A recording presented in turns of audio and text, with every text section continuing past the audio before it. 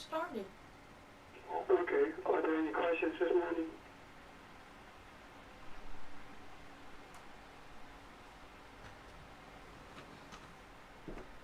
I want to generate a discussion, if I may. So, in an effort to understand the concept of what light is, Okay. and I'd be most appreciative if I could solicit input from all of you. The reason I want to do this is because I think sometimes that we kind of sort of, well, let me just say, I don't think we understand light. We talk about enlightenment. We talk about truth. But I wonder if we do really understand light. Because think about this, Elohim, God is not light. Light is a substance that God created. The scripture talks about God robes himself in light. You cover yourself with the mantle of light. And I think that we sometimes overemphasize light itself as opposed to understanding its nature. Yes, light is needed for creation and for life itself. And light is symbolic of positive attitude. It's symbolic of understanding. It's symbolic of knowledge. But it is not Elohim. If we view light as being Elohim, then we sort of lose a sense of what light is as well as what Elohim is. What is the substance of Elohim? I have no idea. All I know is that Elohim is energy. And if I were to venture, if I were pressed to offer what I think it is, I would say that light, that Elohim is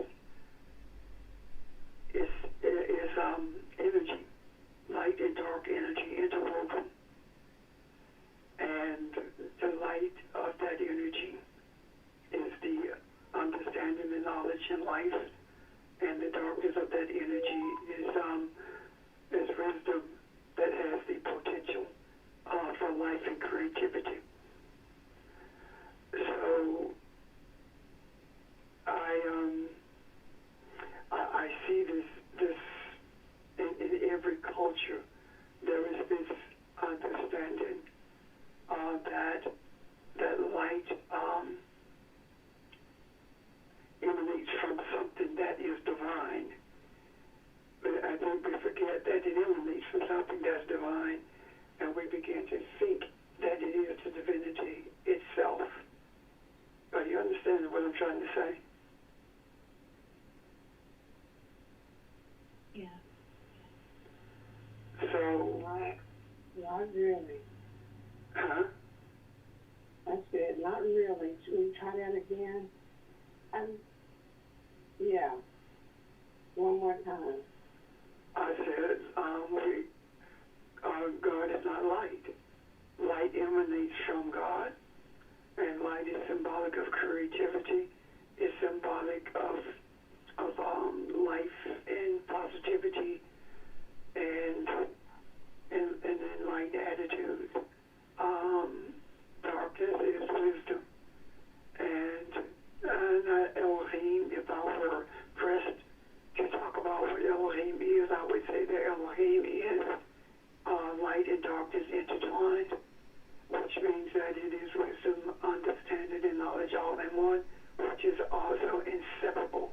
And out of Elohim came the substance of light, and that light is used to this day for the preservation of life, but also darkness is used for the preservation of life as well. The reason light was brought into existence, in existence in the first place, in the earth realm was to bring balance to darkness, because the darkness, the chaos of darkness was already evident in the realm of the earth, and it was the light being called from the darkness that brought balance to light and darkness. Am I making sense so far? Yes. And this balance that light, that darkness and light brought, is the balance of, it's actually the foundation of time itself. So when we talk about light as being good or ripened, we are talking about something that is beneficial and absolutely necessary for the foundation of life itself. And the whole idea of the creation of light, I think sometimes we believe that the purpose of light is to dispel darkness or to overcome darkness, when it really isn't. It was the darkness that had overcome the light, and the light was called out of the darkness, which means that there was more chaos than there was order. And in order for there to be order, there has to be a balance between light and darkness. And with the whole concept of light and darkness being balanced, there came into existence something that we call the cycle of time, as well as the cycle of life, to be quite honest with you.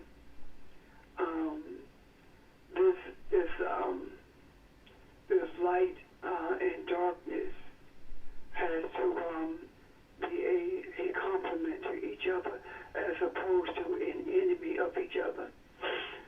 The only place where light and darkness is an enemy of each other is in the mindset of mankind.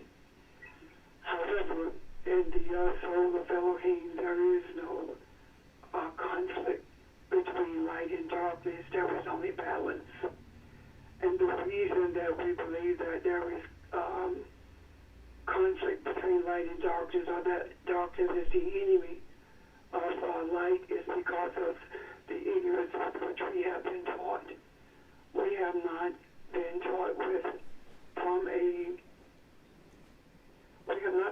taught from a point of understanding the nature of spiritual essence.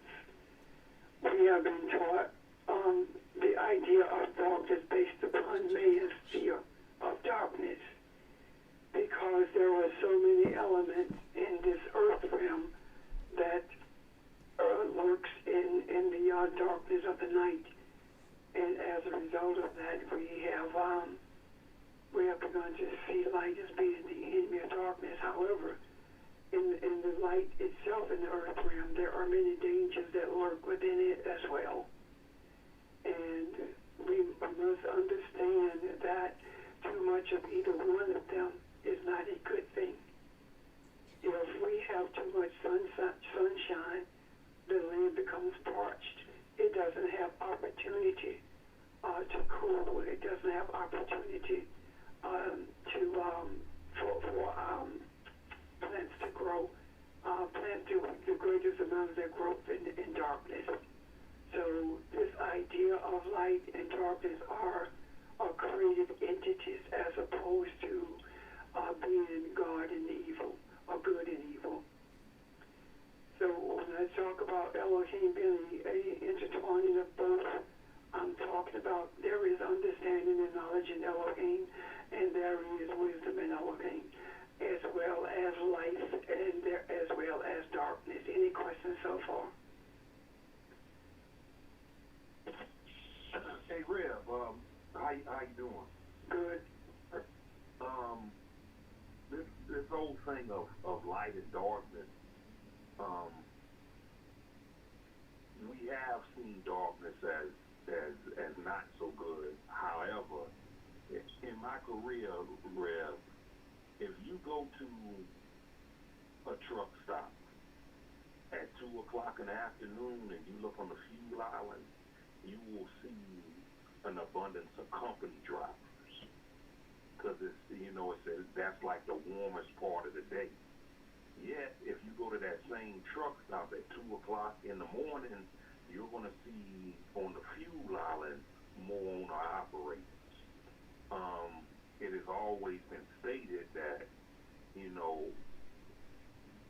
want to get your fuel in the coolest part of the day, so you get more gallons. That's whether you're driving a personal vehicle or an 18-wheeler. There are some things in operating the truck, Reverend Rich, that I'll do at 2 o'clock in the afternoon, but I won't do at 2 o'clock in the morning. I'll throw a Newport cigarette out at 2 o'clock in the afternoon because the cop can't see it. But at 2 o'clock at night, I'm not going to do that. So it's real intriguing to me how we make light work for us, how we make darkness work for us. Another example, Rev, when I drive through West Virginia, or when I first started operating the truck, I'm driving through West Virginia, and I'm driving through West Virginia in the dark, and I don't really know how high I am in elevation. I get to Pittsburgh, drop off my load, gotta go back to Charlotte. I gotta go right back through West Virginia. So I'm going back to West Virginia where I'm in the light, I can see things, I can process things. And I was more insecure in seeing things than I was in the darkness. You follow what I'm saying, Rev, or you don't follow? You just gave an example of what I was talking about when I said that there is just as much danger that lurks in the light as it does in the darkness, or in daytime as it does at night. The dangers that lurk, and they are light, are all based upon perception anyway. If we understand that, if we accept or embrace the reality that we are not the only people on this earth, and that Christianity, as we have been taught, is a myth. It is a philosophy of bondage. It is an evil that we can do without. It is a method of enslavement. It is a philosophy of ignorance, and it is embraced by people who have low self-esteem and no confidence in their own abilities to think for themselves. That doesn't make it light, and it doesn't make it darkness. It makes it something that has been created by man, as opposed to being created by the substance of light and darkness, because quite frankly, in Christianity, there is no wisdom whatsoever. It is devoid of wisdom and full of manipulation. So when we look at it from a religious standpoint, we see something totally absent.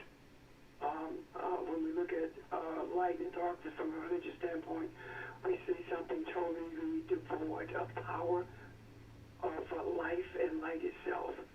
Because honestly, when we look at religion, religion does not have a clue as to what light or darkness is, and that is the reason we struggle so desperately to grasp it, to understand it, to hold on to it. The concepts of one being evil and the other being good has come from the depraved mindset of mankind. And when we get past this depravity, we begin to see that it simply balances everything that is, and it simply brings a sense of understanding to self. And when we have this sense of understanding of self, then we take this light and this darkness and we use both of them for the benefit of the whole of humanity by instituting our innate ability to create. And the innate ability to create does not limit itself to creating for us as individuals. It expands itself to create for the benefit of humanity. Creativity for the benefit of the individual ignores the reality that all of us are one, and we affect each other whether we know it or not. It matters not whether we create in America or China. We have an effect on each other. So when we see the benefit of light itself, the Creator said, and He saw that the light was good. He did not say that darkness was good, neither did He say it was evil. It simply meant that light was there for the purpose of balancing darkness. So when we look at it from the spiritual perspective, we see them no differently than the potter sees the clay. The potter sees the clay as a lump of something that can become what's inside of it. And it is the eye of the potter who sees what's inside of it. So it molds the clay into what it sees it can be. It sees its potential. It sees that it has the propensity to be a work of art. And when the potter does this, he doesn't do it just for himself. The potter does it for the benefit of humanity. He does it as a piece of art that's to be viewed and to be embraced by the whole of humanity. However, when we look at light and darkness, we don't usually see it from that perspective. We see what we can get from it. As a matter of fact, we are taught the idea of positive thinking, the Norman Vincent Peale type. When you think positive things happen. The question is, who is the determiner of what positivity is and what negativity is? Quite frankly, everything that comes into being that is created is a positive, even though we may regard it as being a negative, because it brings balance. Anything that brings balance is not a negative or a positive, it's just neutral. So what I'm saying is this, the negativity of the earth realm is totally different than the negativity of the spiritual realm. Because if negativity in the spiritual realm is something bad, then that would be a serious problem, because the negativity in the earth realm is seen as something that's dark, and darkness had already overcome the light. And God did not say that the darkness was bad. He simply said that it was chaotic. It had no direction. It moved and swirled and raised. And that's how our thoughts are sometimes. They swirl. They bump into each other. They have no sense of direction. They have no sense of purpose. However, when we be still and we begin to bring balance to them, we call that enlightening ourselves, or bringing light into the midst of this chaos in order for it to be brought to a place of order. And where we are now is in the midst of chaos. And during this chaotic period of this earth realm, it is necessary for us to begin to understand the nature of light and darkness as energies, energies that is necessary to bring order to this chaotic world. The energy that brings order to the chaotic world is the energy of thought. It is the energy and desire of balance. And what I mean by that is, it has nothing to do with whether or not I like you or whether or not I hate you. It has everything to do with whether or not I like myself. Because if I like myself, I like you. If I love myself, I love you. It is impossible for me to hate you and love myself, or to hate myself and love you. That in itself is the nature of balance. When we begin begin to embrace that as a reality in this earth, then we begin to see the glory in the idea of light and darkness itself. When the Creator talked about the light, the tree of life in the midst of a garden, the Creator was speaking in terms of light itself. And when the Creator spoke to the idea of good and evil, he was talking about light and darkness. However, life in itself, the tree of life in itself is light, yes, but not light in the sense that we see light. It is light intermingled with darkness. It is light balanced by darkness, and it is darkness balanced by light. It is not more of one than the other. And when I say more of one than the other, I'm not talking quantitatively.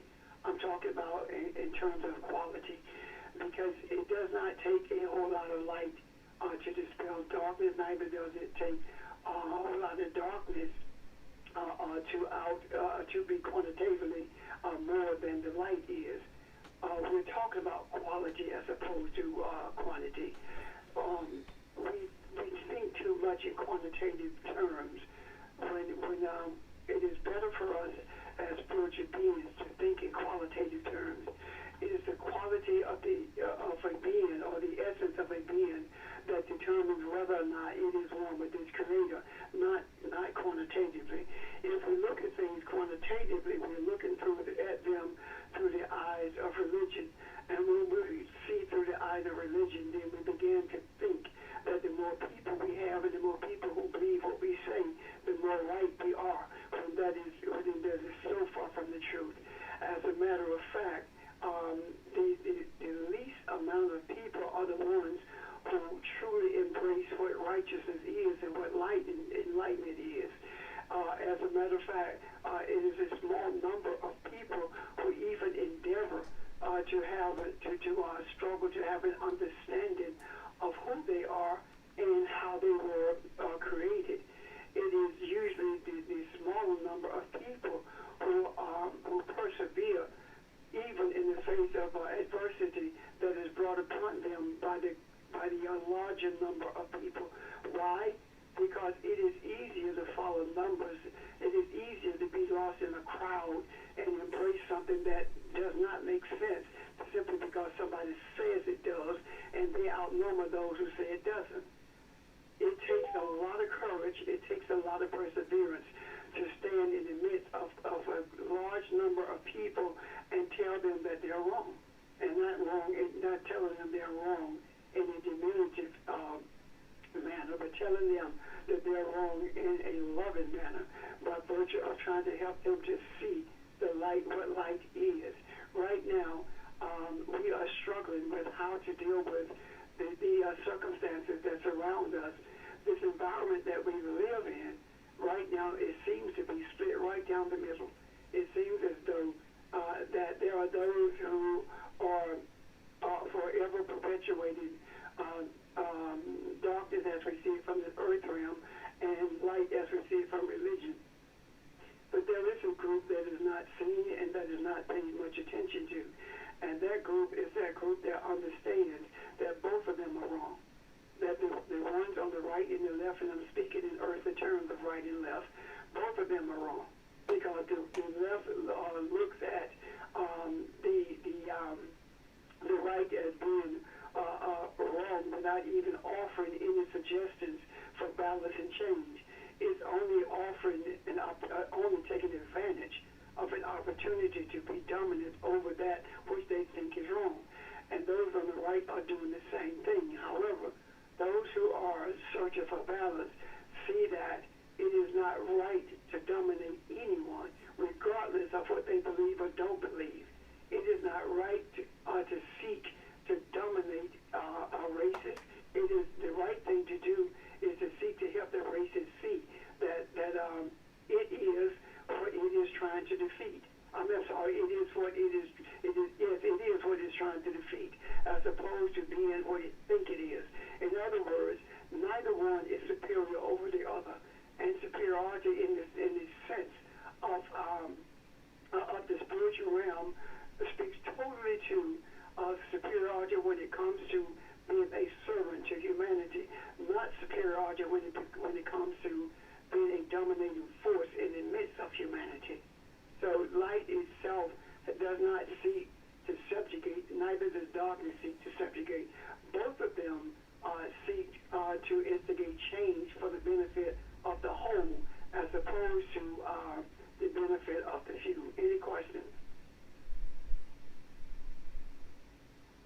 Am I making sense? I know you probably don't remember all of what I'm saying. It's okay. I'm not speaking to your ears. I'm speaking to your soul. I'm not speaking for something I read. I'm not speaking for something I studied. I'm speaking for what I feel from the depths of my soul.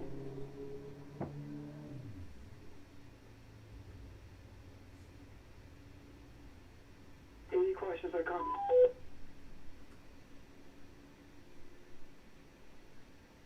No questions, no comments. This week has been a week of rough one, especially the last few days. I have had a disassociative attitude this week in terms of having to be alone even in the midst, because this struggle with life darkness has become a real thing. And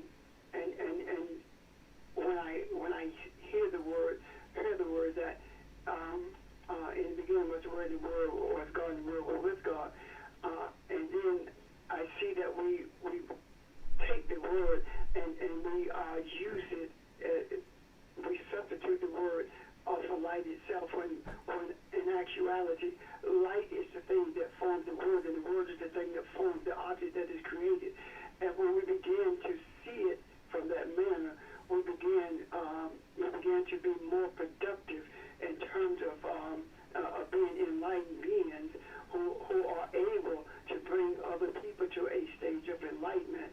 Now, when we look at this idea now of enlightenment, and we look at this substance of darkness and light itself, maybe we can begin to look at it differently than what we have in the past. In other words, what is the solution to what we are dealing with now? What is the solution to bringing about a sense of caring, a sense of love, a sense of affection for humanity itself? What are we looking at? What does that look like? What does it look like when we have a deep desire for humanity to become one with itself and realize that that's what it is? If you take a family and you look at the microcosm of a family, and you see within the confines of that family, there are issues, there are problems within that family. You don't seek to dominate the source of the problem. You seek to correct it. You don't seek to extricate the one or the ones who are presenting the problem within the microcosm of a family. You seek to figure out ways that you can bring some sense of balance or some sense of understanding to the source of those issues within that family structure. So if we take that and we expand it exponentially to humanity, then what we do, we don't seek to extricate anyone from the midst of humanity. What we seek to do is to bring some sense of understanding to them, that they may be able to see that they too can be a benefit to humanity, and that in many senses, they really are, because they are bringing to the forefront those things that needs to be dealt with, that needs to be faced, that needs to be reshaped, or that needs to be repurposed for the sake of humanity. Right now, there are too many energies that are purposed for selfish reasons, and when we look at what happened this past week, we look at a group of people who were trying to bring some sense of wellness to humanity, especially in this country, by virtue of giving them some kind of ray of hope until things come to a place of balance. And then we see another group of people who made the determination that we're not going to give them anything except crumbs, and they walked away. And now we're looking on as upwards of 20 million people have the potential of being evicted from where they live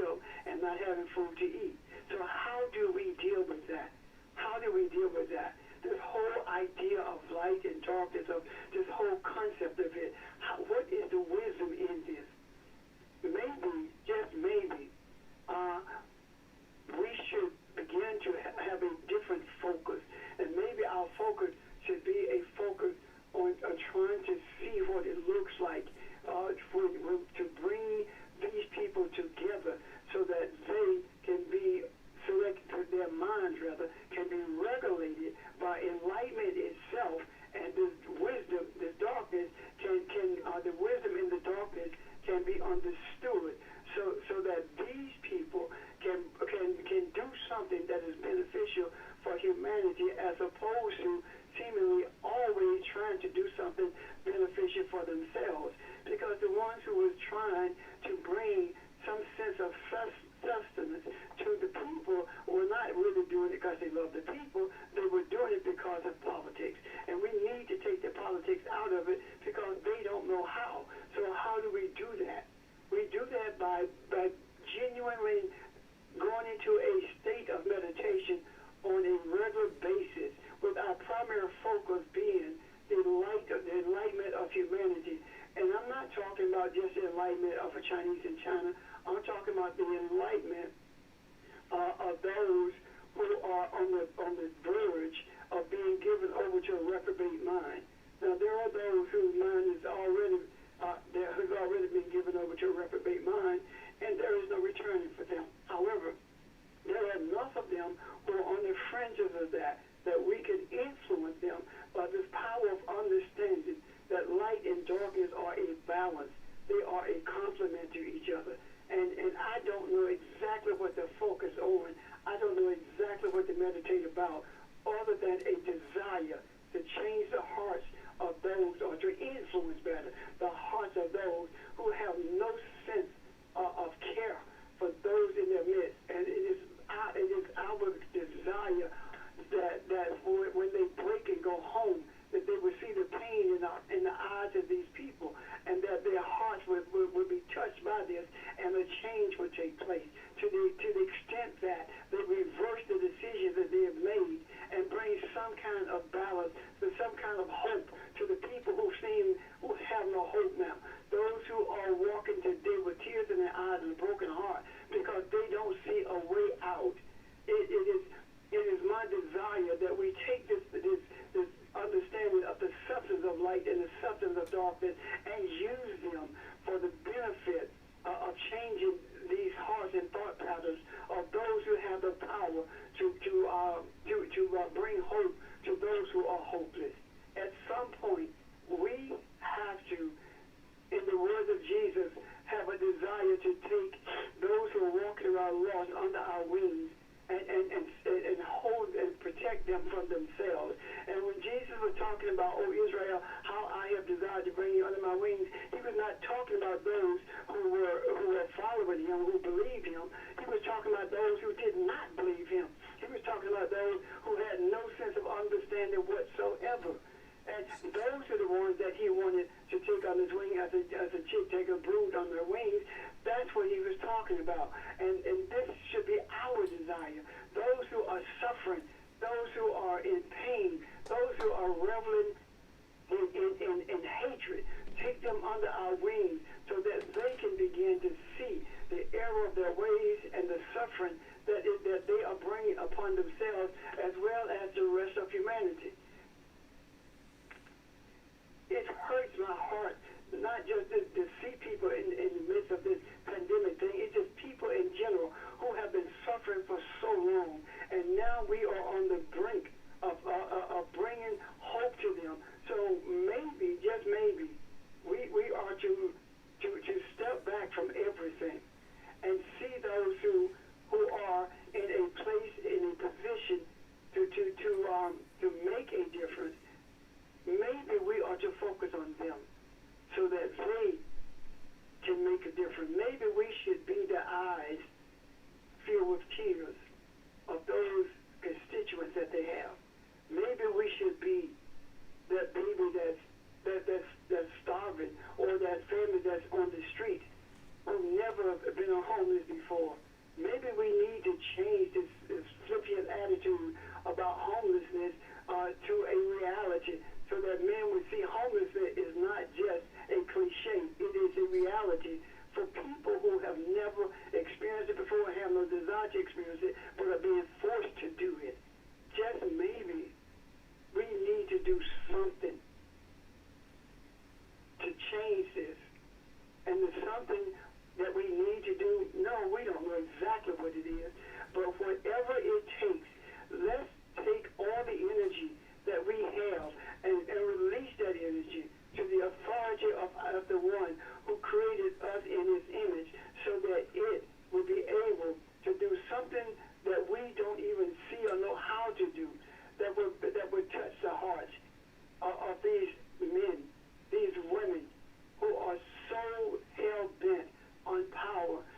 nature, they have used their power to diminish the human, to diminish the human nature of themselves. You can't dehumanize anyone without dehumanizing yourself. And we need to cry out, not so much to our Creator as much as to the hearts of them. Because keep in mind that there is no one on the face of this earth who's not Elohim. There is no one on the face of this earth who does not have the propensity for empathy, even though they may not be expressing it. There is no one on this earth who do not have the propensity for love and kindness. They may not express it, but it's there, because every one of us come from the same source. Every one of us have the same energies in us, and every one of us has an ear to hear, and we have the opportunity to speak to those ears, because right now everyone is listening to hear for something. When the scripture talks about the heavens being shut up and men crying out, is there a word from heaven? Right now, that's what men are crying out for. They're crying out for a word from heaven. They want to hear from the light. They're not saying that, but that's what the cry is. When people are crying out because they are suffering, they are crying out to the Creator. And we are the ones who are in that gap. So let us release the energy. Let us release everything about our essence to the one who created us, so that across this bridge that we have formed between us and humanity can travel the enlightenment, the power that's necessary to touch the hearts of those and bring to the surface the empathy that's in every man and the love and kindness that's in the soul of every man. Let us do that so that we can see in an instant a change in the hearts of those who seem so callous and cold. Any questions or comment, or am I not making sense? You're making Yes, sense. Pastor Richard, you're making sense, and I just want to concur with you on saying that, because of your words, your thoughts, it's already put in the back row in terms of being able to look at, what we can do, to impact on humanity in terms of the hurt, the suffering, etc. And I think it's by us looking at, focus groups or ways that we can begin to look at how we can come together. But I just wanted to share, one scripture in terms of what you spoke about in terms of light. If God is not a light, then if we are Elohim, it says in Genesis, the first chapter, verse 14, it says, then God said, let there be lights in the expanse of the heavens to separate the day from the night, and let them be for signs and for seasons, and for days and years, and let them be for lights in the expanse of the heaven to give light on the earth. And it was so. And I think that, as we are lights, in that sense, in terms of being able to bring enlightenment to others, this is, the time that I truly feel that we're preparing ourselves for, because people are hurting. There's examples, in terms of this week for me, a young man who mother, had an experience, transition of a loved one, and he's in a situation where he just is becoming a father, and all that's going through his mind, it's like, being able to sit down and think through, what am I going through? And I think that when you talked about, how we need to, be conscious about how we bring healing, to the land or to people, I think focus groups, or being able to look at how we come together like today, and being able to be conscious about how we all can look at those topics and subjects that we can bring some kind of resolve to. So I just wanted to, just reflect on, the importance of what you talked about in terms of the three virtues, of our thoughts, our speech, and our deeds. But I truly believe that things are manifesting right now, and I just wanted to share those thoughts. And to my brother George, I just wanted to say again, I appreciate his comments, because his experience within himself is part of that cycle of life. And so, there are cycling seasons that we all in, but I think we all go through experiences for a reason. And it's the spirit that's in us, the soul of what we experience that helps us and propel us through those life journeys. I'm done. I just wanted to share those thoughts. Thank you. Anyone else? Rev. Hello? Okay. And talking about doing good, the world needs people to do good at it. Even before the COVID-19, Black Lives Matter, and one of the things that I have always, I'm not going to say I've always, but for the most part of my life that I've implemented, I've always enjoyed going grocery shopping. My favorite store is Publix. That's my favorite store. And the reason why I like to go grocery shopping, I got to think about other people other than myself. I got to think about neighbors on my block who are in Social Security age, and they don't like to drive that much. So I got to call them up. Hey, I'm at the grocery store. What you want? And they'll give me a list. I got to think about my family members. My wife like grapes, whether they on sale or whether they not on sale. I got to get them. My boys, my boys and my children, they like kosher hot dogs. They don't like that chicken, pork, beef. They like kosher. So, if you want to do some good in the world, I'm letting you know food is a good tool to implement. Statistically, it has been proven that if you ever want to promote loyalty among participants, food is a very good tool to use. So if you're in the office, bring 2 dozen donuts.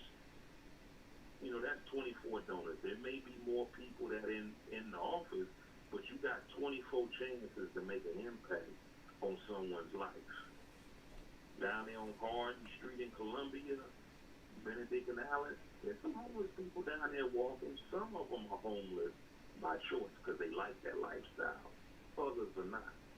Go on by, get your Little Caesars pizza, $6.18, a gallon of water, give it to them. Right now, what this world is really going through, my contention and my belief, the world is basically thrown up, regurgitated, vomited. And with all this arrogance that's in the world, arrogance that I have brought into the world, Trump has done his fair share of arrogance, but I didn't done my fair share of arrogance too. Trump just got a bigger platform. The world is just tired. So right now, I think, the world is called on Earl and Ralph by regurgitating, whether it be the world has stuck its own hand down his throat or it's just naturally regurgitated. Just do some good.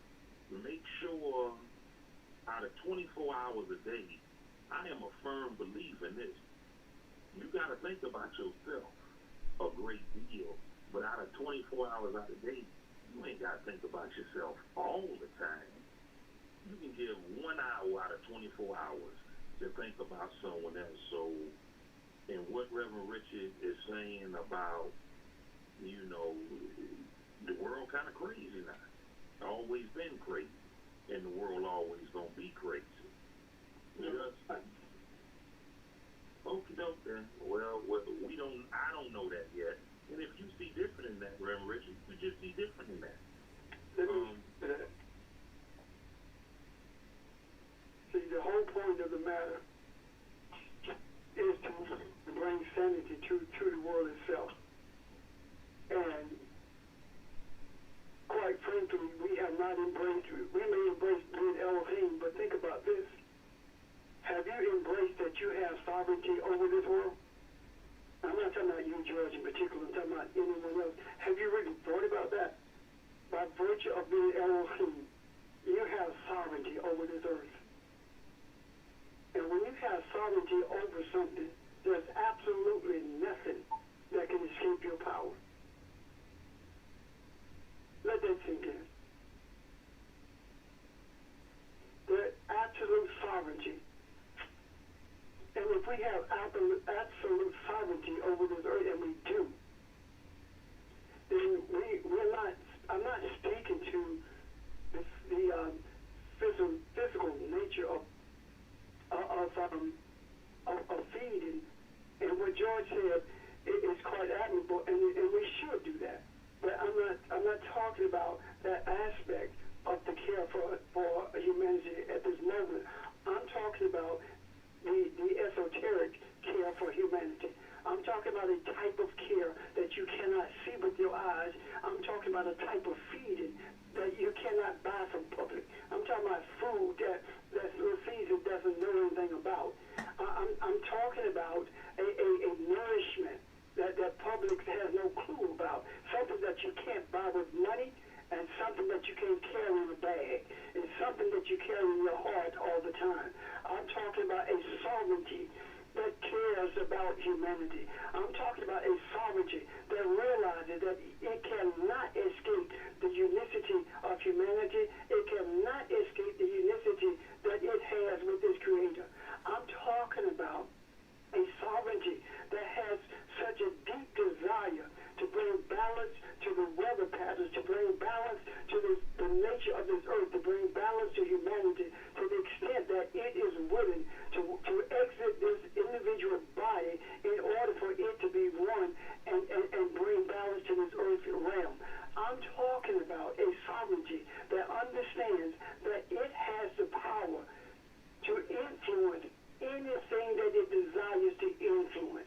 I am saying without the shadow of any doubt and without any hesitation that Elohim, we are Elohim. We have sovereignty over this earth. And it's time for us to begin to exercise that sovereignty.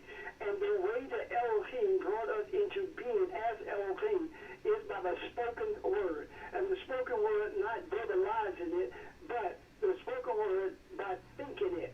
Thoughts create. Thoughts bring things into existence. And when we speak to each other verbally, what we are doing in essence is agreeing on a thought that is being brought forth into the rhythm of this earth, so that we can bring this earth back into rhythm with its creator. When we realize what sovereignty means, when we realize who we really are and the depth of the power that we have, it is at that moment that we know beyond the shadow of a doubt that we can bring an end to everything that's going on right now. And I'm not talking about an end something that ends in the detriment of anyone. I'm talking about an end that comes to a place of balance for everyone. Domination is not something that we should seek. We have no right to seek to dominate anyone. We have every right to exercise sovereignty over this earth. And exercising sovereignty over the earth is not exercising sovereignty over people. It's exercising sovereignty over thought. It's exercising sovereignty over greed or over hatred and selfishness. Those are the things that we exercise sovereignty over. It is not about exercising sovereignty over Donald Trump. Donald Trump is the least of our problems. It is the concept that he perpetuates. As a matter of truth, if we really think about it, we have no problem with individuals at all. The issue is dealing with the concepts and bringing them to a place of balance, bringing them to a place of understanding where we realize that this is larger than the nourishment that we receive from the earth. It is the nourishment that we receive from our Heavenly Father, from our womb. The nourishment that only the universe can provide. The nourishment that the universe provides is a nourishment that can be received only by the soul of humanity. So we need to bombard this universe with an understanding of the sovereign power that we have for the benefit of humanity. It's not about feeding my kids. It's not about feeding treating my neighbor. It's bigger than that. It's about knowing that my neighbor does not necessarily live next door to me. My neighbor is everyone. I am my own neighbor. And my neighbor is you. And my neighbor is someone on the other side of the world. We are in the same neighborhood because we are the hood. Everything that this earth is because of us. We brought this into being. It was not Elohim who created us that brought this into being. Elohim who created us laid a pattern for it, but we brought it to a place of physicality, and because we brought it to a place of physicality, we have sovereign power over it. Any questions about that?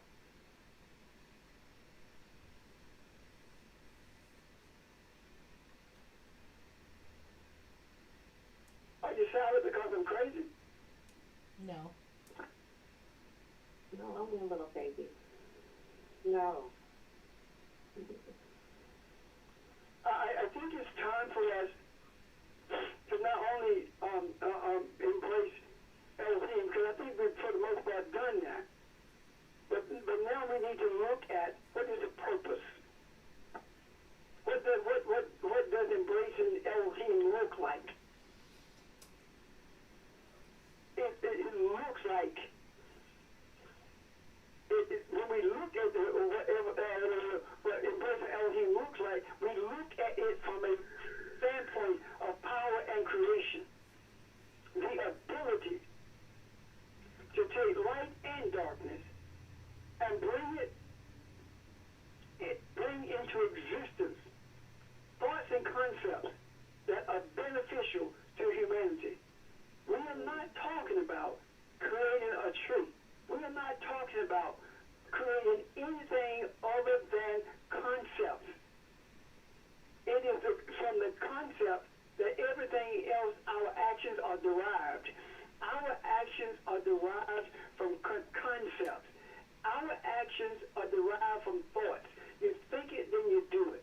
So our thoughts, our concepts must be those of a creative nature for the benefit of humanity, so that we can see the changes that are necessary in this earth.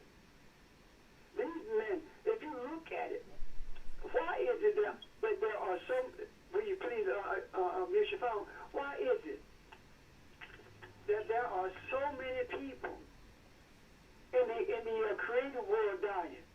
Every single day it appears that an actor or actress is dying. Why? Why is it that the first African to be given a state funeral was John Lewis? Why? All of these things mean something. The creative juices of this world is dying. The creative power of the spiritual realm is taken over in terms of bringing about change. The idea that an African got a state funeral and every president with any substance whatsoever, with any meaning whatsoever, get paid homage to that African male. Why? It's because there is a turn. It is the African male that they have sought to destroy. The concept has been to destroy the African male. But they paid homage to this African male. It means something. It means that we're not just in the midst of a change. The change is here. We now see that we have the power to make it happen. Make what happen? I don't know. The desire for balance. That's it. Equality is not what we are looking for.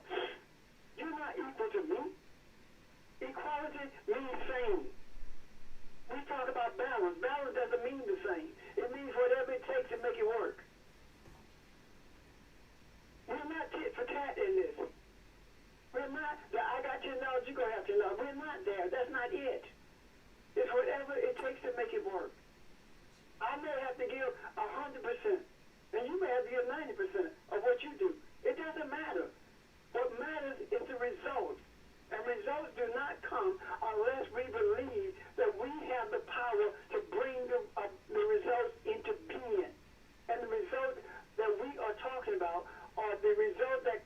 from the concept that every human is connected to each other and all of us are one, period.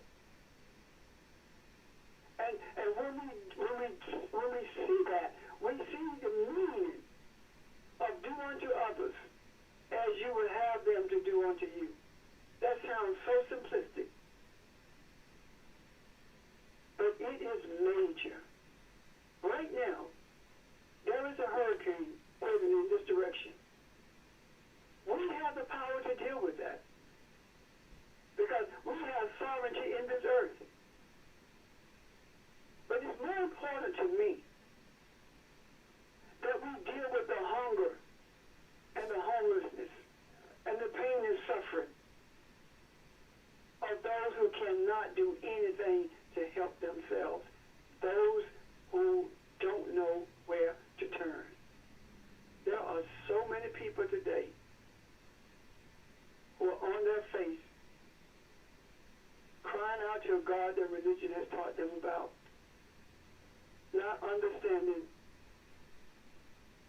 that what religion has taught them is not what God intends for them to know.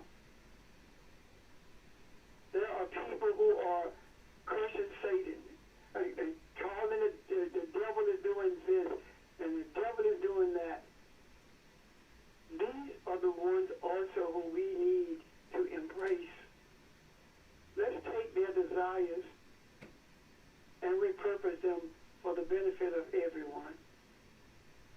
Let's take the openness of their hearts and fill it with loving kindness, fill it with grace and honor, forgiveness and peace. Because when people cry out, that means they are open to change. Let's be the source of that change that they are searching for. There is no doubt in my mind that we are capable of doing this. Not capable simply because we have the power, because everybody has that, but capable because of what we have embraced about ourselves. Let's refrain from looking at darkness through the eyes of religion. Let's see it through the eyes of our Creator. Any questions? Any comments?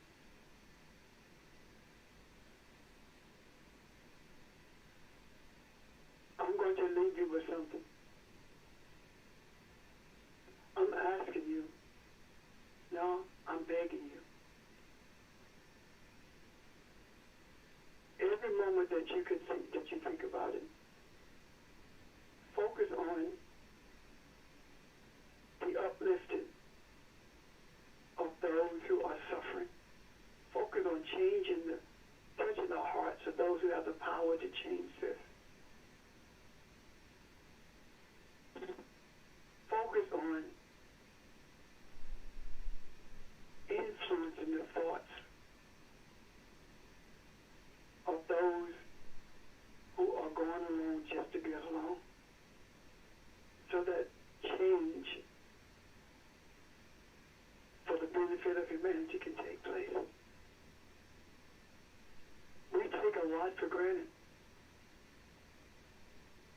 It's easy to look at the TV or to read in the paper or to read on your phone about the number of people who are suffering as a result of the decisions that men have made.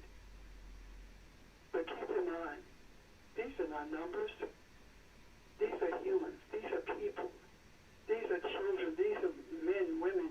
These are people who struggled and scraped all their lives, and they still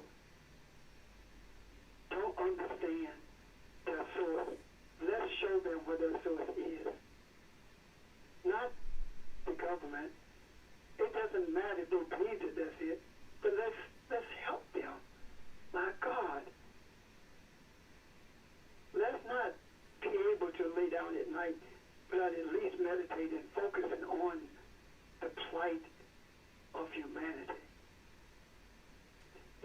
no place on this earth that has the wealth that this nation has, with the number of poor, suffering people. And right now, 20 million plus people are going to experience something they have never experienced in their lives. This is on us. This is on our watch. Let's deal with it. If there are no comments or questions, I'm done. All I can say is stay healthy, seek peace, and forever be loving kindness.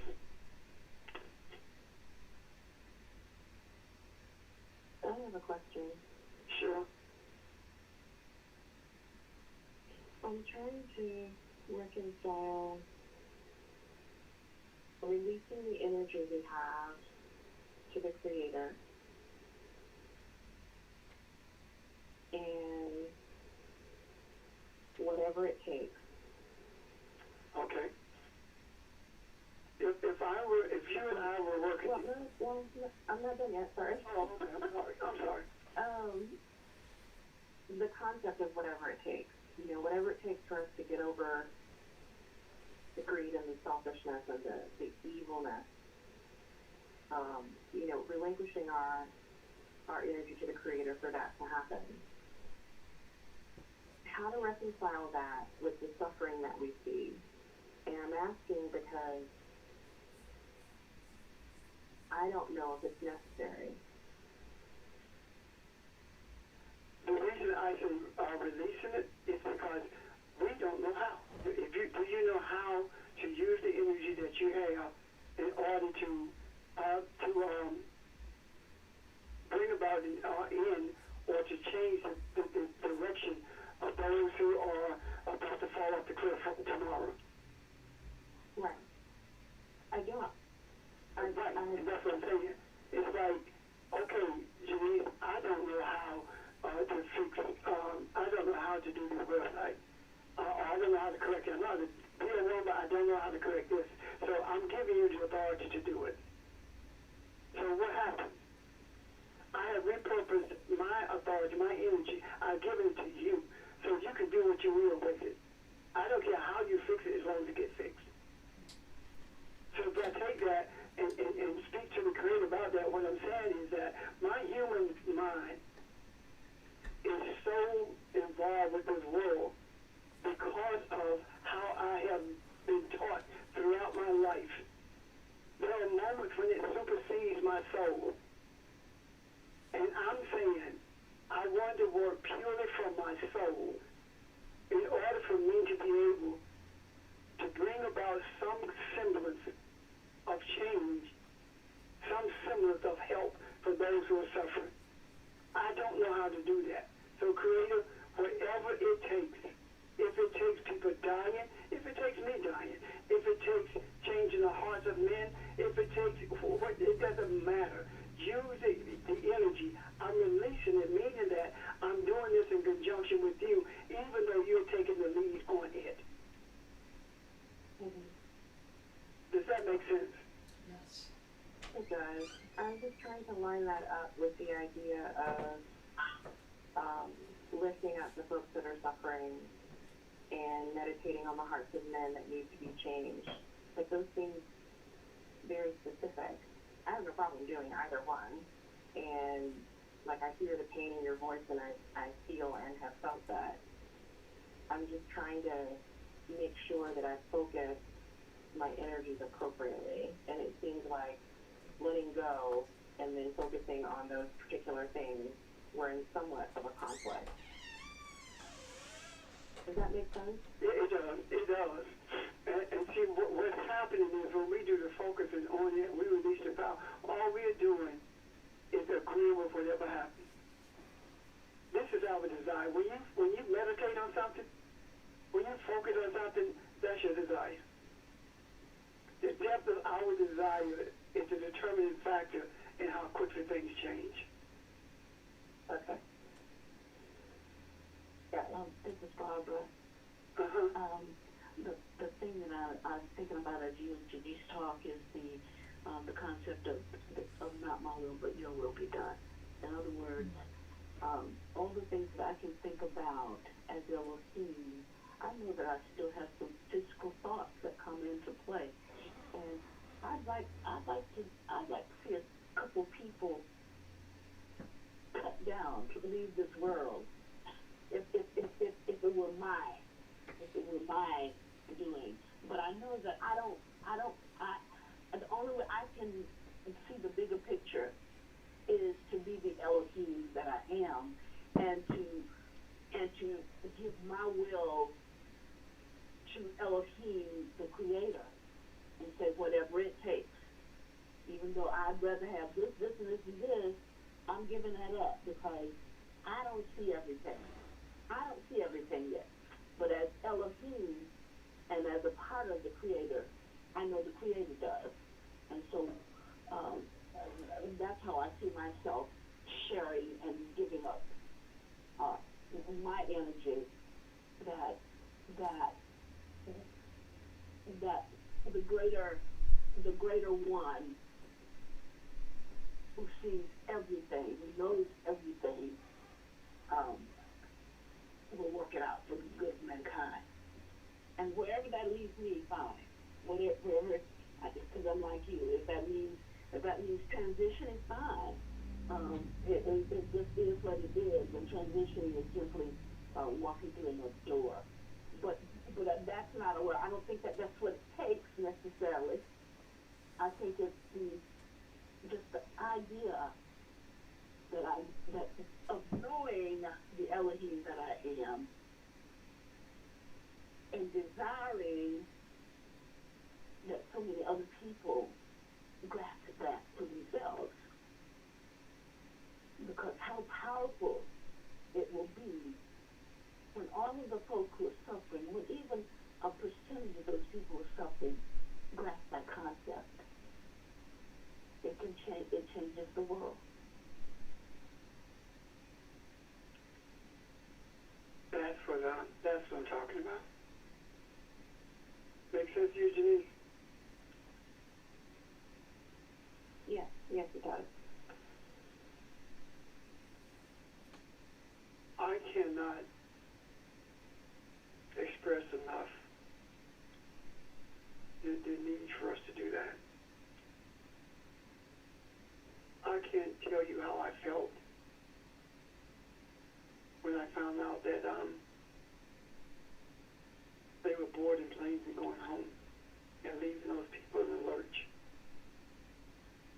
realizing that they spent weeks overtime making sure that they gave those tax breaks to wealthy people, but couldn't stay there long enough to feed, to make sure people who are going to be evicted. Because the only thing they had to do was pass a moratorium to last for 6 months. That's all, or 2 months. But didn't even care enough to do that. And that bothers me. So anyway, are there any other questions or comments? Any questions for clarity or any statements you want to make? This is Audrey. When you were talking earlier, I was thinking about something that I've been pondering this week. Something I read that just sort of struck me as when we were talking about realizing that we are Elohim, and then I was reading this thing that was talking about the sort of the secret, the mystical parts of Judaism and Christianity too,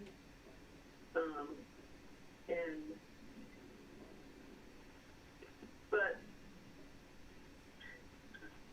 I don't know if this is relevant to the conversation, but I think it is. But I'm still pondering it, so I don't really quite see up the. It's a scripture in Luke where Jesus is talking to the Pharisees, and is not coming with signs and that are observable. In the kingdom of God is within you, meaning me. But I think that's to meditate on in terms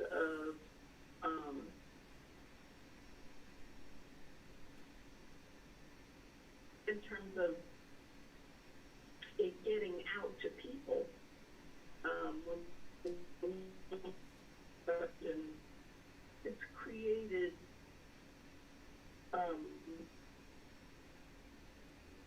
so I don't even remember what you said, but anyway, but religion in itself,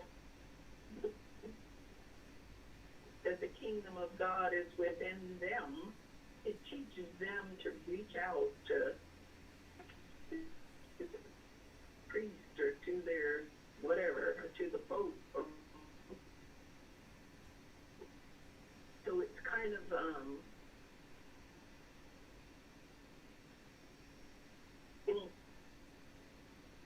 mixed up doctrine. Your voice is distorted. Okay. It's kind of teaching religion, and kind of teaches a mixed up doctrine when people start to reach out. They reach outside of themselves or whatever. So you, I think that's all the Hold on a second, Audrey. Jenny, you know what's going on with the voice distortion? It sounds like it could just be an internet connection that's going in and out. Okay. I don't know if there's much we can do about that. Okay. Thank you. Okay, Audrey, we do the best. Go ahead. Okay, it could be, because I had some internet problems this morning. Anyway, but I think that in addition, when we say we've accepted that we are Elohim, we also need to accept that it's not out there, it's within us. And I think we need to put into the macro too that the kingdom of God is within, as opposed to them looking outwards or whatever.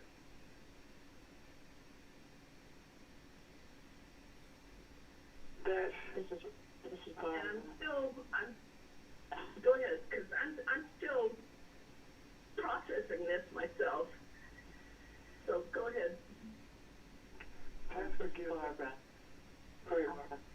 This is Barbara. These folks had to be washing without doing anything. They absolutely had to leave without protecting the people, without ensuring the good of the people. We talked about at our last meditation that we put in place the order and structure to remove every obstacle by any means necessary that stands in the way of balance, man's iniquity, mankind seeing and understanding that it is Elohim, unselfishness. We talked about all of that. And so, not only do we need to see this, but people need to see that. That's what Audrey was talking about, is that they cannot depend on external sources to nurture them, to feed them. They've got to look inside themselves as well to see, okay, I thought I believed in the God of man, the God of Congress, the God of my country, the God of my nation. But it's let me down. It's not come through for me. And so this is the opportunity, as you say, that we're putting in the macro that people are going to be grasping. Now, what else is there? If I can't depend on that, what can I depend on? And that's what we're talking about in terms of saying, Elohim, you know, we release whatever power we have that has been given to us because you know how to make this right more than anything else. And so they had to do this. They had to do this. They had to leave Washington. They had to not do anything for you to bring the powerful message that you did this morning. For us to receive it and for it to resonate within us. But more importantly, for it to be in the macro so that it begins to resonate with all these people out there who think that they're hopeless, who think that there's no help. And I believe that a number of them will feel that, okay, I can't look to man for what I need.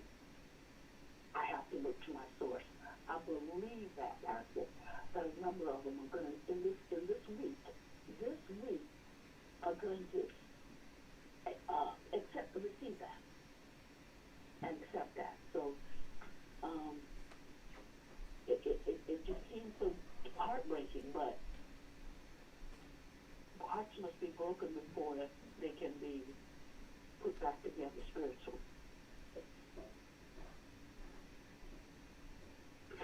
I agree with that. I can see all of that. And I know that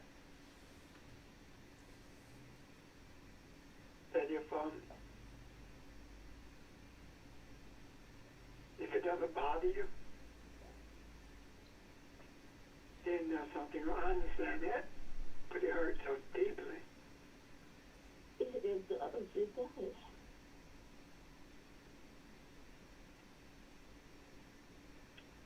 Well, it lets you see the immorality and the depravity of people like that. And, you know, it makes you feel a little helpless. But we are not helpless. I know. The concept of light speaks to morality. And in darkness doesn't speak to immorality at all. Depravity speaks to immorality. Darkness speaks to the wisdom to overcome it.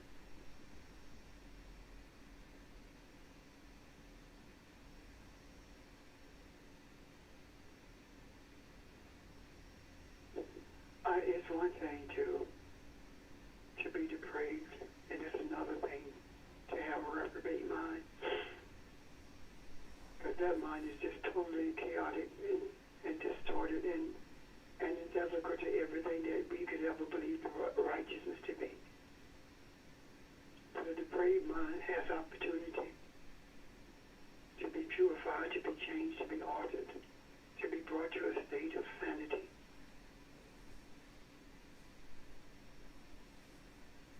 And sanity speaks to stability. I have never experienced so much instability in my life.